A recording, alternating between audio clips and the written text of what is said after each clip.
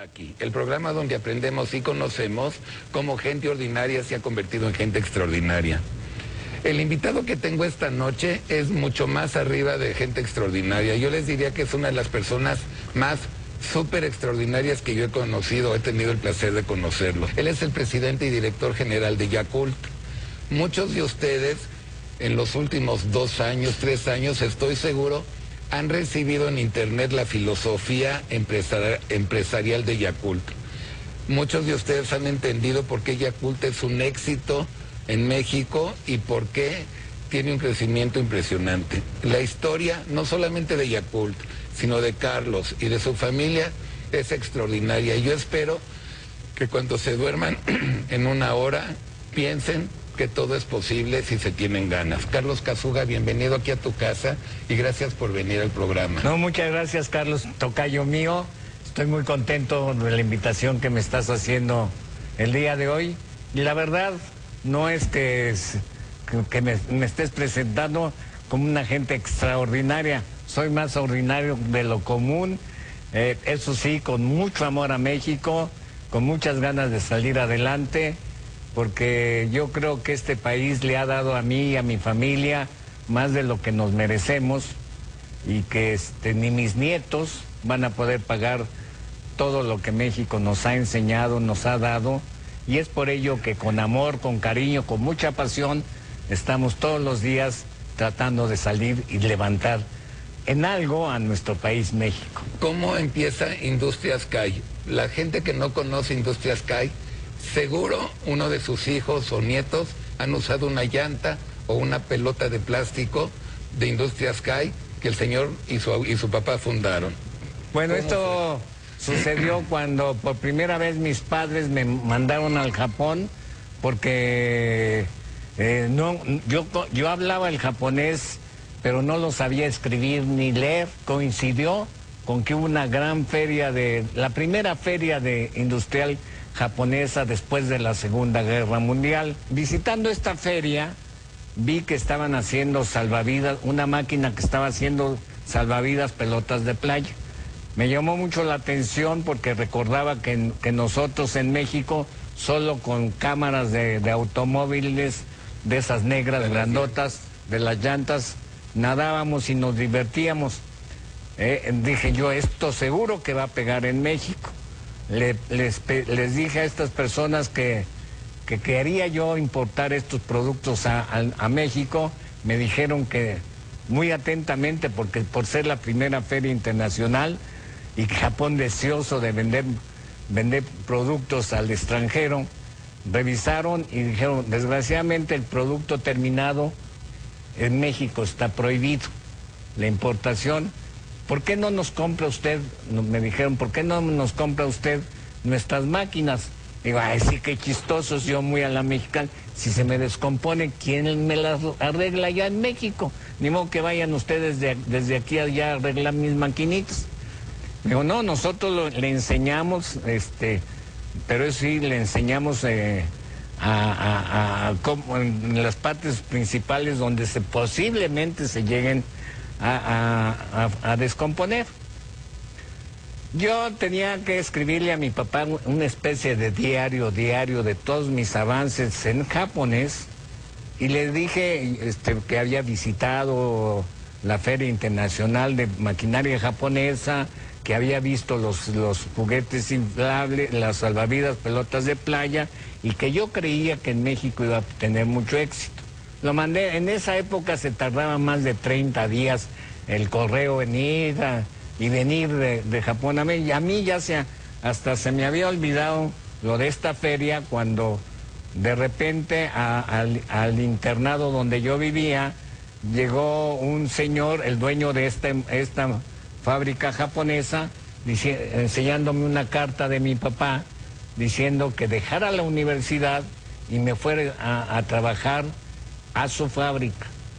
Eso fue un shock verdaderamente para mí. ¿Qué estabas estudiando? Yo estaba estudiando el japonés, idioma japonés. Ninguna carrera. Ninguna carrera. Pero yo creo que estuve en esa fábrica 9 meses. Pero yo creo que en mi vida la mayor enseñanza que obtuve fue en esa pequeña y mediana empresa japonesa, de lo que es un verdadero empresario. Me asombraba que cuando llegábamos en la mañana a la empresa, el señor estaba barriendo la banqueta. El director. El director, el dueño, la banqueta de su fábrica, él mismo se vestía en el overol, todos hacíamos pipí y popó en los mismos baños. Él, cuando salía, tenía que ir al banco, tenía que hablar con un proveedor, un cliente, se cambiaba inmediatamente, se ponía la corbata y salía, pero cuando regresaba volvía a poner el overol y trabajaba al parejo de todos nosotros. Siempre era el primero en llegar, el último en irse, dos veces al año él nos hacía una excursión en que nos llevaba todos a dos días a una parte turística del Japón, y ahí sí era una de sake y de geishas y de todo, un destrampe total, pero ahí todos los trabajadores le hablaban todas las inconformidades que sentían, y él también nos daba la razón, y eso es lo que yo aprendí mucho del ser empresario al estilo japonés. ¿Cuántos empleados eran? Eran en esa época, en esa fabriquita, eran como 58 gentes nada más. Pero era una mediana empresa que hacía unas... Yo me traje las máquinas a México y empecé a fabricar los salvavidas, la pelota de playa, que fue, yo creo, llegué a ser la fábrica de Latinoamérica más grande de juguetes inflables. ¿En qué año estamos hablando? Estamos hablando de los años 64 hasta cuando entró el libre comercio y llegaron los productos chinos. Tengo el orgullo de decirles a todos ustedes y a tu público, lógicamente, que tengo el orgullo de haber fabricado los 5 aros olímpicos de la Olimpiada de México, del México 68, que fueron unas salvavidotas, imagínense unas salvavidotas de 25 metros de diámetro cada una, que se inflaron con helio y se soltaron el día 12 de octubre de 1968 en la bella inauguración de México. ¿Necesitaron una maquinaria especial? No, con esa misma máquina, con unas máquinas chiquitas, y eran ir sellando metro por metro, que era la dimensión más larga que teníamos. Tenía yo como a 50 trabajadores cargando el plástico para darle la vuelta a todas las salvavidotas, ¿sí? Y fue una labor, en verdad, que si no fuera por mi gente no hubiéramos logrado. Una pregunta, si lo puedes hacer. Tú como buen mexicano dijiste, yo me lo he hecho, no se preocupe. Así es. Y no tenías idea cómo. Y es que después hicimos todos los señalamientos de las avenidas de la Ciudad de México. Me acuerdo. Hicimos los globos de 3 metros de diámetro para indicar en dónde estaba gimnasia, en dónde estaba natación, en dónde estaba atletismo. Por la falta de intérpretes que se tenían en México era la forma más idónea de guiar a la gente a los centros, los centros de atletismo. Dime una cosa, ¿te gusta el jazz? Ah, sí, cómo no, me encanta. Hijo, que ya ven, niños, todo el mundo los quiere, yo no entiendo. Bueno, yo los adoro. Vamos a hacer un corte de estación, vamos a escucharlos y regresamos a seguir platicando contigo. Mi invitado es el presidente y director general de Yakult, el señor Carlos Kazuga. Y antes de seguir platicando con él, les recuerdo que nuestro mail, para que nos hagan el favor de escribir cuando puedan y cuando quieran, es platicando@proyecto40.com.mx. Escríbanos, a mí me gusta mucho recibir sus comentarios o sugerencias, y a Carlos yo estoy seguro también. Y cuando puedan, compren Yakult para sus hijos y para ustedes. Muchas gracias. Es un comercial con mucho amor.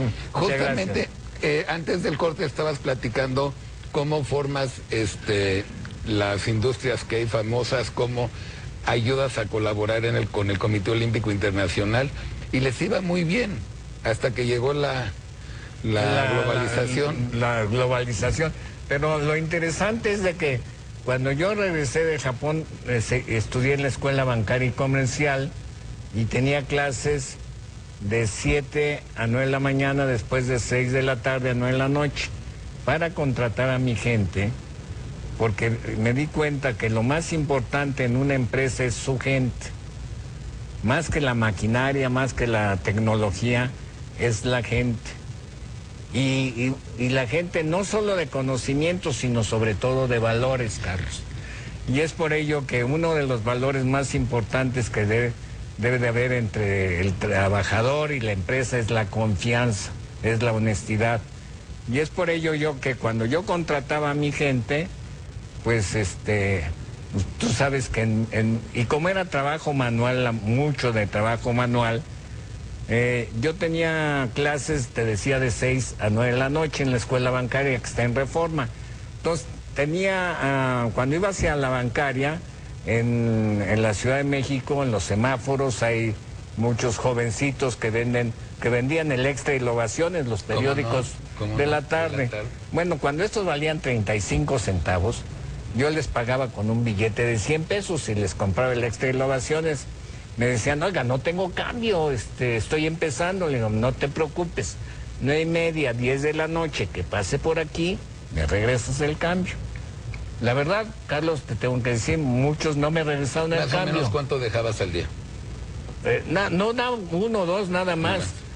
Pero cuando todos los cuates que me dijeron, todavía me decían joven en esa época, joven, aquí está su cambio, esos son actualmente los ejecutivos de mis empresas, tienen casa particular, coches último modelo, mandan a sus hijos a las mejores universidades de México y todavía se dan el lujo de mandar a sus hijos, tener una casita de campo en Morelos o en el Estado de México. En Yakult y en las empresas que tengo.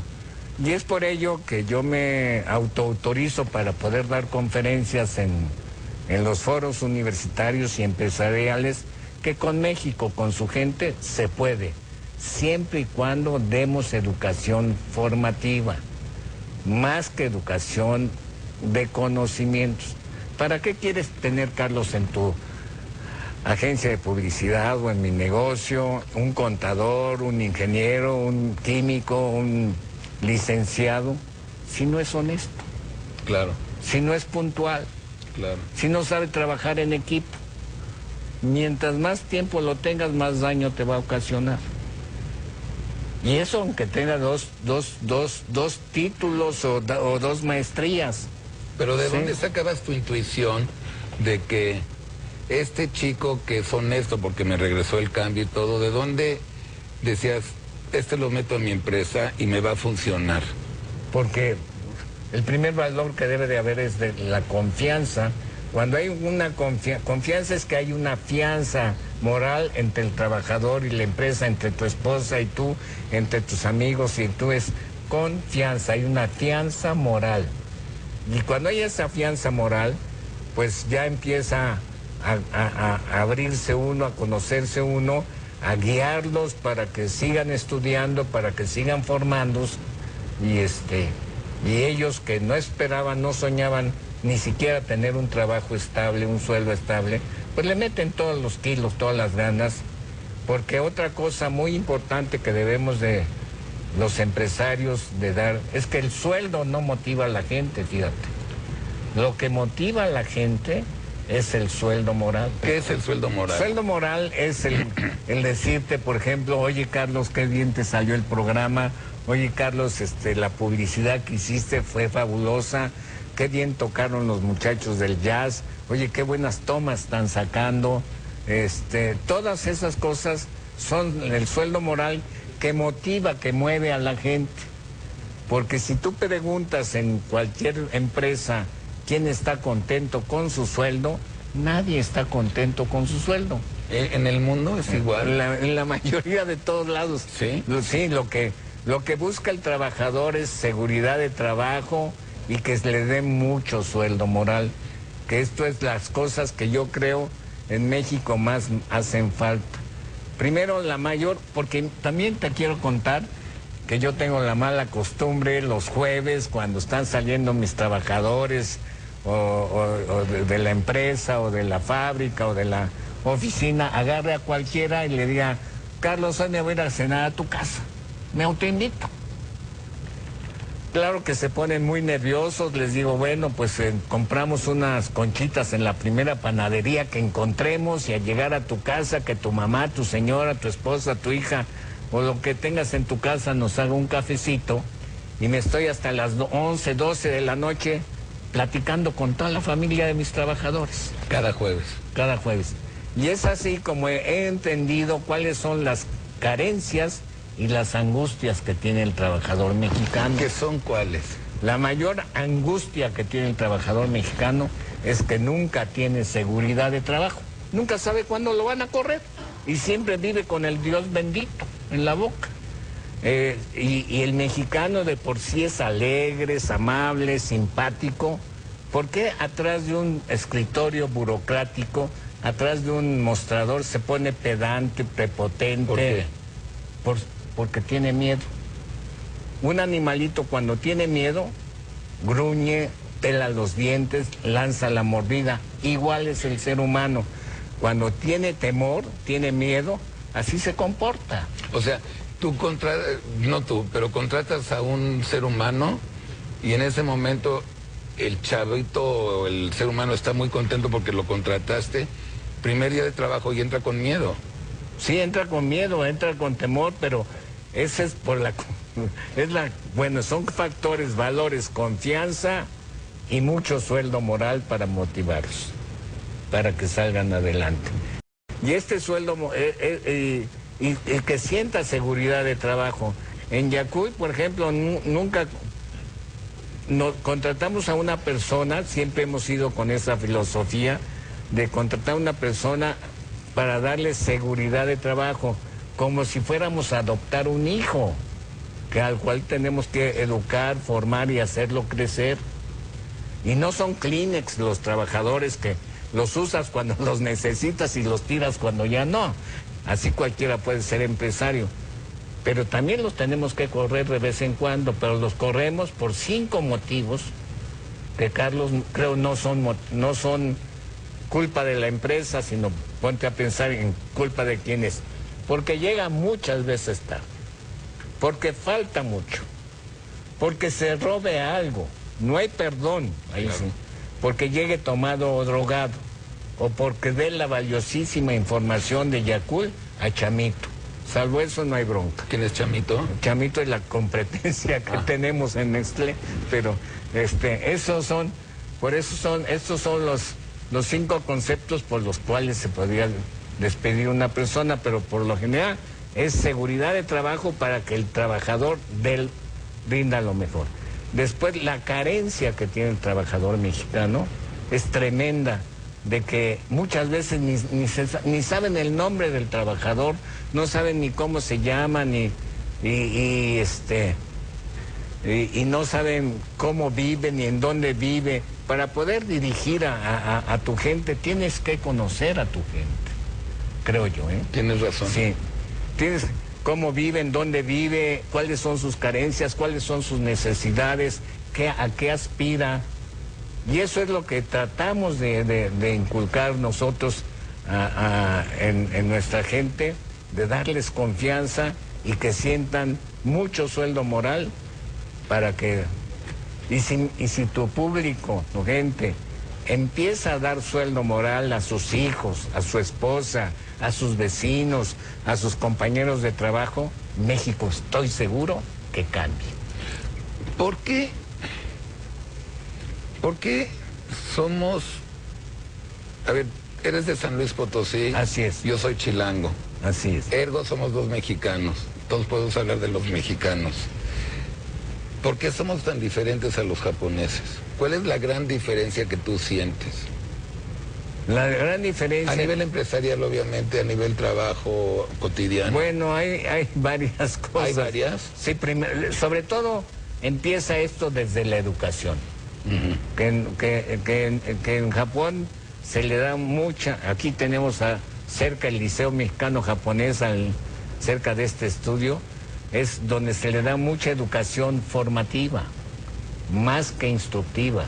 Por ejemplo, en el Liceo Mexicano Japonés, los que hacen el aseo de sus salones son los niños. Se les enseña cómo agarrar la escoba, cómo palanquear la escoba, cómo poner el recogedor, cómo exprimir una jerga, cómo gastar menos agua. Porque la productividad empieza siempre desde la limpieza, Carlos. La calidad empieza siempre desde la limpieza. La salud desde la limpieza. La ecología siempre desde la limpieza. Pero ve cómo educamos en nuestras escuelas en México. A los niños que más mal se han portado, que han sido Carlos, Luis y Felipe, la maestra les dice, ahora de castigo van a recoger la basura del patio. Y hacen creer a los niños que recoger basura es un castigo. Sí. Por eso nadie quiere recoger basura. Sí, es cierto. Y eso hace que la gran diferencia de un país limpio, y como los empresarios van creciendo, los niños desde pequeños van creciendo en ambientes donde siempre van a encontrar disque mexicanos de tercera, porque no pudieron estudiar como tus hijos o mis hijos en una escuela, van viendo que siempre va a haber un mexicano que barre y recoge toda la basura que ellos tiran indiscriminadamente. Y creen que así va a ser todo en la vida, siempre en la vida. Y se van formando jefes, directores, ejecutivos, empresarios, que eso sí tienen su baño privado, espejos relucientes, jabones perfumados, toallas blancas, y el baño del trabajador es un verdadero cochinero. Yo los invito a ti, a tu público, para que vean que en mis empresas todos hacemos pipí y popó en los mismos baños. Porque a mi manera de ver, el popó del señor presidente como el mío, al final de cuentas huelen igual. Exactamente. Entonces, ¿para qué estar haciendo estas diferencias? Esto es lo que hace la diferencia, ¿sí? Y el entender a la gente, conocer a la gente, es lo que yo creo que más. Por eso, ahora otra cosa muy importante es la actitud de nosotros ante la religión. Nosotros en México vamos a los templos siempre a pedir y a esperar. Sí, pedimos. ¿Sí? Vamos. Sí. Virgencita, ayúdame. Sí. Bueno, ¿sí? Y los japoneses en su religión van a los templos a ofrecer. Te prometo dejar de fumar, te prometo trabajar 1 hora más, estudiar más. Ofrecen. ¿Sí? Y entonces por eso en Japón los sindicatos presentan pliego de ofrecimientos. Los sindicatos mexicanos presentan pliego de peticiones. ¿A cambio de qué? No, a cambio de nada.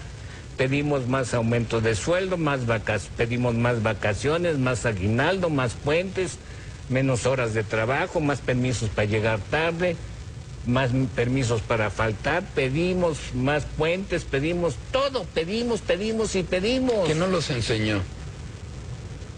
Pues yo creo que viene desde la religión, que siempre nada más pedimos y esperamos el milagrito. Danos.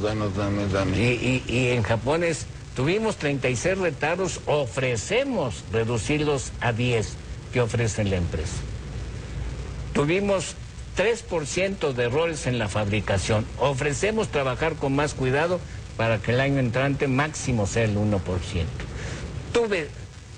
Un maestro dice, tuve 5 reprobados en mi clase. Ofrezco dar mejor mis clases para que el año entrante máximo sean solo el 2%. ¿Qué ofrece la institución? Y a base de ofrecimientos es como ellos llegan a calidad total, entrega justo a tiempo, error cero.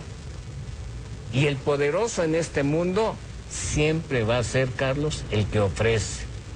El que solo pide y pide y pide, tarde o temprano se pierde todo. Sí me da mucho coraje escuchar que en Japón las huelgas es todos los japoneses trabajando, nada más se ponen aquí un listón negro de señalización de que están en huelga. Y aquí cualquier imbecilidad es suficiente para que estemos en huelga. El idiota de Chávez, que se quiere quedar en el poder, digo, somos enfermos mentales, o sea, o no nos damos cuenta, en serio no nos damos cuenta que en el dar, en el ofrecer, está la calidad humana. No, somos tan imbéciles. No creo yo, por eso yo le pido a tu público de veras que hagan la prueba, no, con sus hijos, con su esposa, con sus vecinos, en ofrecerles, darles mucho sueldo moral, en decirle a José, el vecino, oye, José, qué bien te ves el día de hoy, ¿eh? Bien, oye, qué bonito te arreglaste la maceta esa que tienes ahí enfrente. No nos enseñaron, Carlos, no nos enseñan. Hasta hay un dicho mexicano, alábate burro, que no hay quien te alabe. O sea, yo no lo inventé, es un dicho mexicano. O sea, un hombre no puede verse en el espejo una mañana y decir, carajo, qué bien me veo hoy. No, es un presumido, es un imbécil. Mira, yo creo que si de veras queremos cambiar a nuestro México, si de veras cambiar a nuestro México, primero tenemos que cambiar nosotros. Empieza en uno. En uno. Nosotros, cambia tú y cambiarás tu México. Los mexicanos tenemos tres metas que no tienen fin. Y es por ello que nunca llegamos a la meta y siempre estamos insatisfechos y siempre queremos más. Que creo yo son dinero, poder y amor. ¿Con cuánto dinero? ¿Siempre lo buscamos? Sí, ¿con cuánto dinero te conformas? Llegas a una meta y buscas otro más, y buscas más, y buscas más, y buscas más, y se hacen los hombres más ricos del mundo, ¿no? Después, poder, buscamos poder, queremos llegar hasta dominar a la ONU nosotros, ¿sí? Ser los principales, y vamos por ahí, todos. Y son metas inalcanzables, que no tienen fin. ¿Con cuántas mujeres te conformas, mexicano? Tienes un amorcito acá, otro amorcito allá y otro amorcito acá. Y es por ello que siempre vivimos insatisfechos. Cuando cambiemos... ¿Por qué? Porque no logramos llegar a la meta.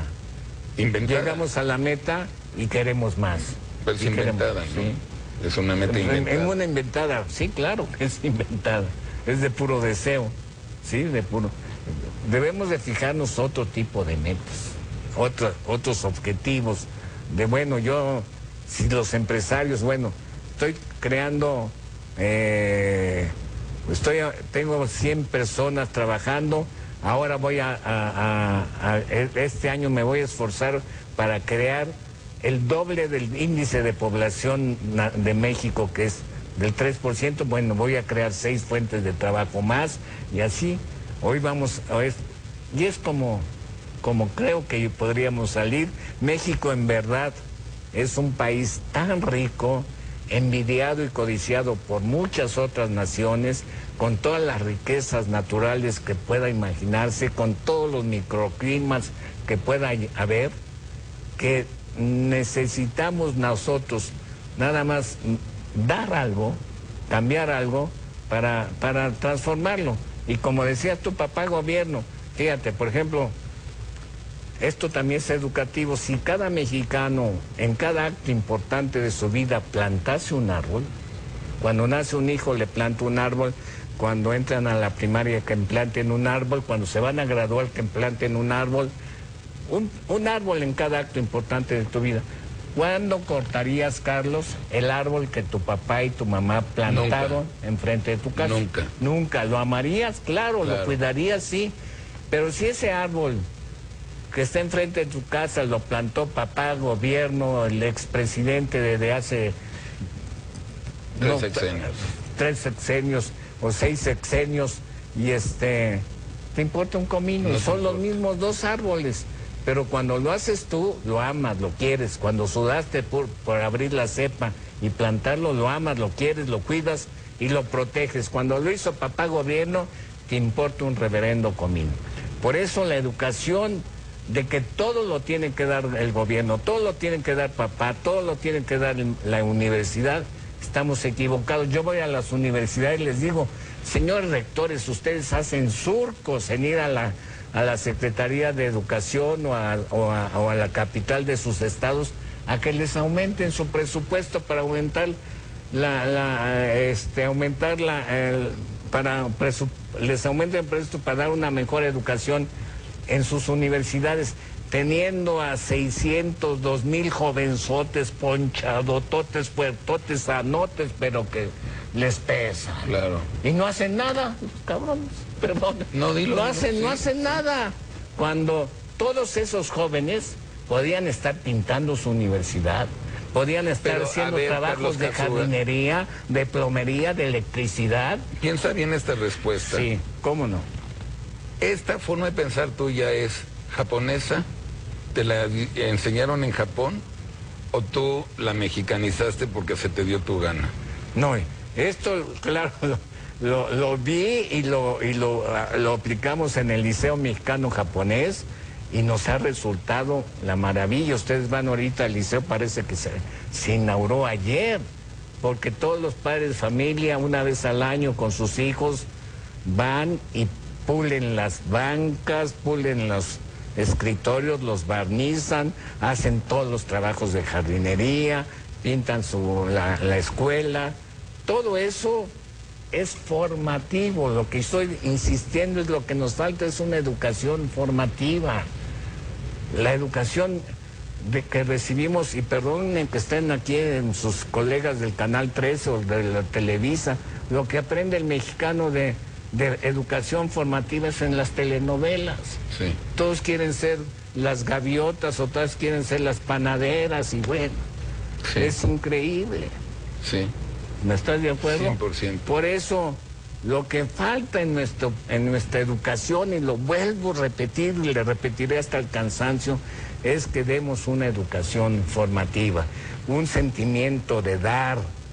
Si todos los aquí presentes o los que escuchan tienen la libertad, la dicha y la bendición de poder visitar libremente esta tierra mexicana, creo yo que al menos tenemos la mínima obligación de no ensuciarla y no ensuciarla. Pero a ver, tienes razón, no opino igual que tú. Gracias. Y en mi agencia no es exactamente igual, pero humanísticamente hablando vamos muy parecidos.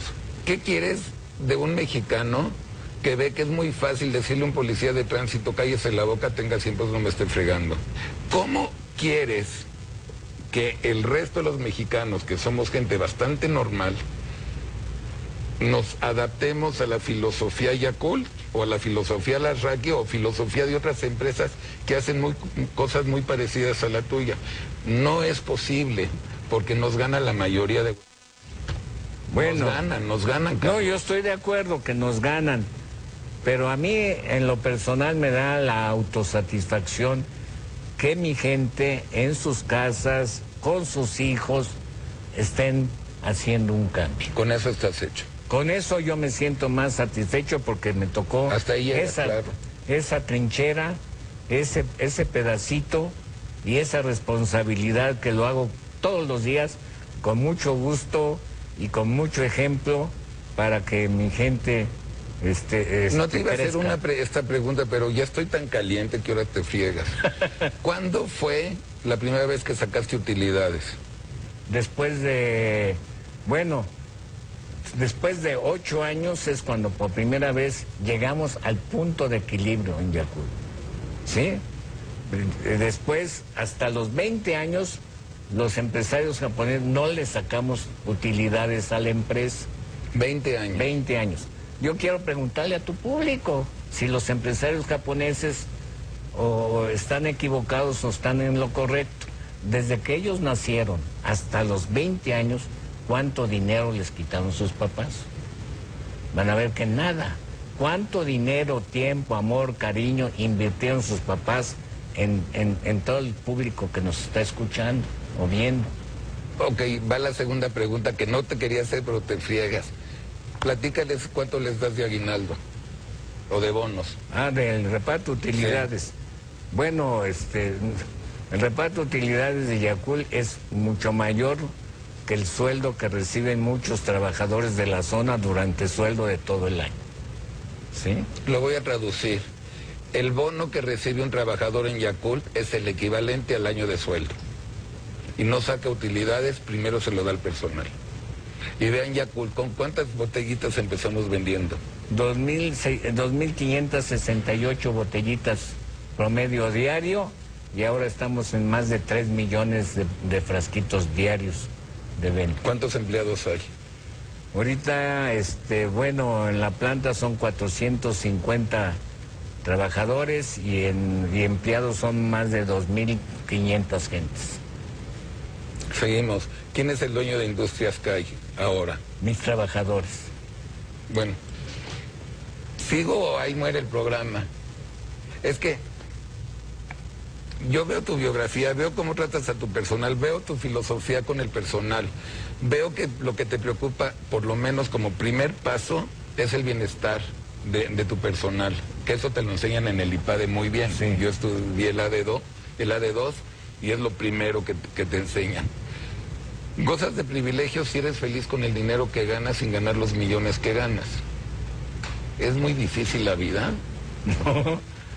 No, Ahora, bueno, ahora tengo mucho personal en la República que es desempleado ahora, recientemente. Están confundidos, tienen deudas, a lo mejor tienen la suerte que la esposa sí trabaja todavía, el hijo y la hija. A lo mejor el hijo sí, la hija está terminando la escuela. Están muy perdidos porque oyen declaraciones de que el presidente dice que hasta agosto, a lo mejor, y estamos en febrero. Tú que tienes ese sentimiento humano, ¿cómo podemos ayudar en toda la República a ese sector de mi público que está sin trabajo ahora, pero que hay oportunidad? Bueno, yo quisiera decirles que yo he ido a muchas ciudades, muchos pueblos de la República Mexicana y me he dado cuenta que la mayoría de los empresarios, fíjate, que están en esos pueblos o en esas ciudades del interior son de apellido extranjero. Son gente que estoy seguro que cuando llegó a las Charcas, San Luis Potosí o a Tenosique o a cualquier lugar, fueron gente que llegó sin estudios, ¿sí? No tenían títulos, no tenían dinero, muchos de ellos ni español sabían hablar, pero al ver México y trabajando 14, 16 horas diarias, sábados y domingos, actualmente son los grandes empresarios de esa región. Entonces yo siempre hablo en las universidades que estudien fuerte, pero no solo para obtener un título y salir a buscar trabajo.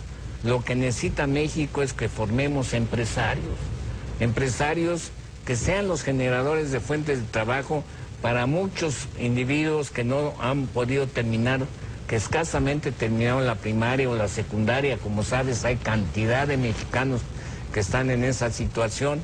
Y además, todo el mundo se imagina que para ser empresario se necesita mucho dinero, mucho capital, y no es cierto. Yo he ayudado a varios jóvenes universitarios de tecnológicos en crear sus propias empresitas. En Chiapas, por ejemplo, hicimos un criadero de loros, de pericos, que se reproducen en esta gran jaulota, pero el chiste que tienen estos pericos es que hablan inglés. Dicen, Merry Christmas, Happy New Year, I love you, I love you. No es cierto. De veras. Y se venden así como pan caliente. ¿Y qué costó? Nada más ingenio. ¿Me entiendes? Y México tiene tantas cosas parecidas como estas, tantas cosas que a otros países se les cae la baba, ¿sí? Por tenerlo. Y México no lo apreciamos, no lo aprovechamos. Y yo les exhorto a los jóvenes futuros empresarios que busquen qué es lo que tiene México y qué es lo que no tienen otros países. Por internet y con esta tecnología es fácil de encontrar.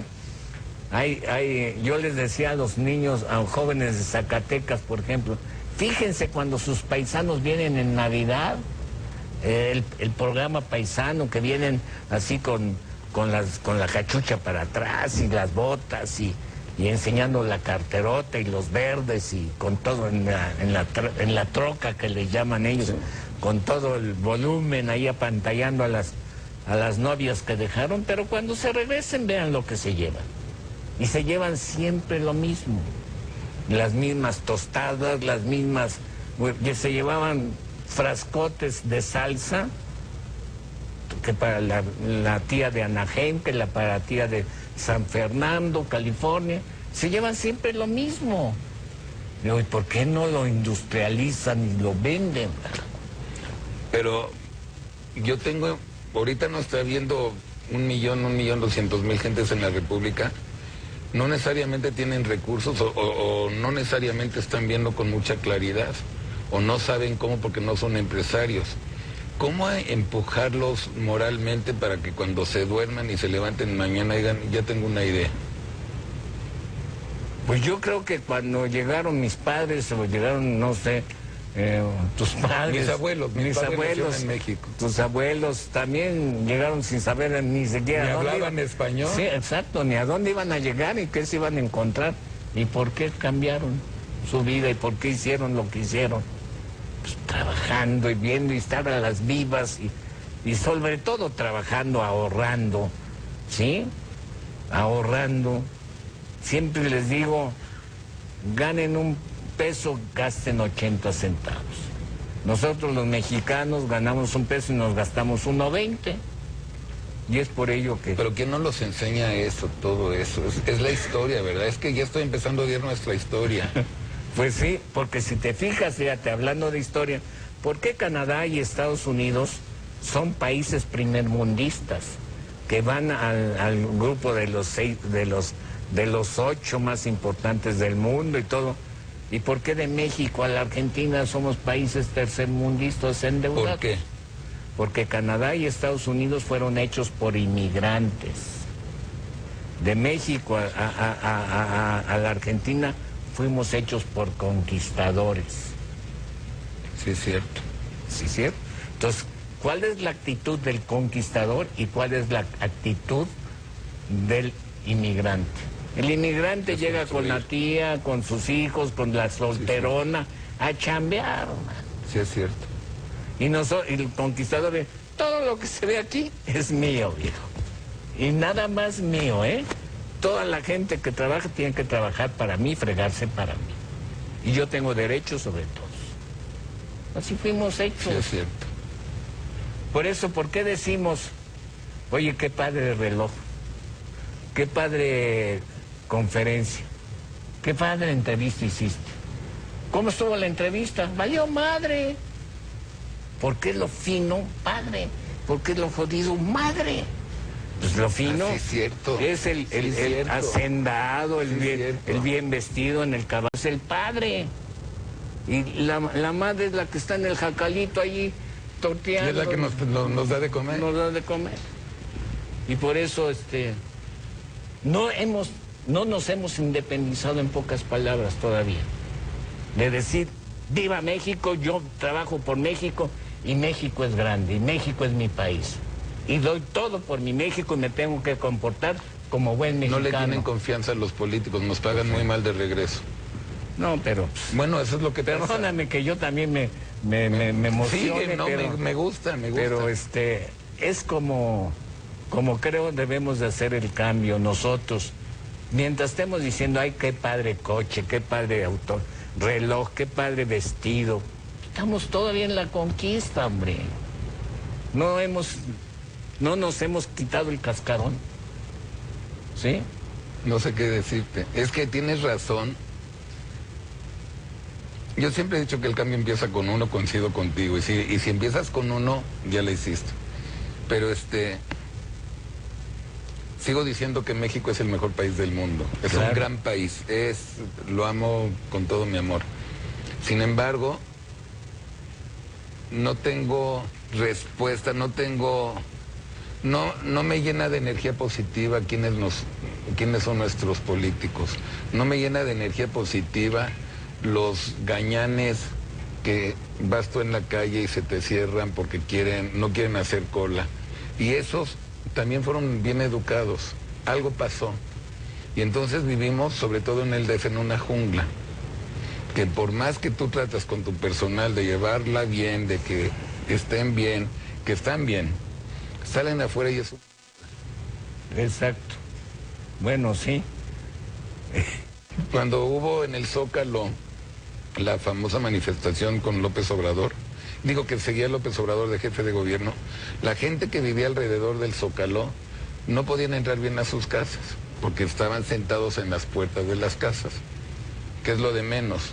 Como no había baños, se hacían pipí popó en la calle. Estoy viendo dos Méxicos, los tuyos, los míos, los de muchísimos empresarios y gente muy normal, y los otros.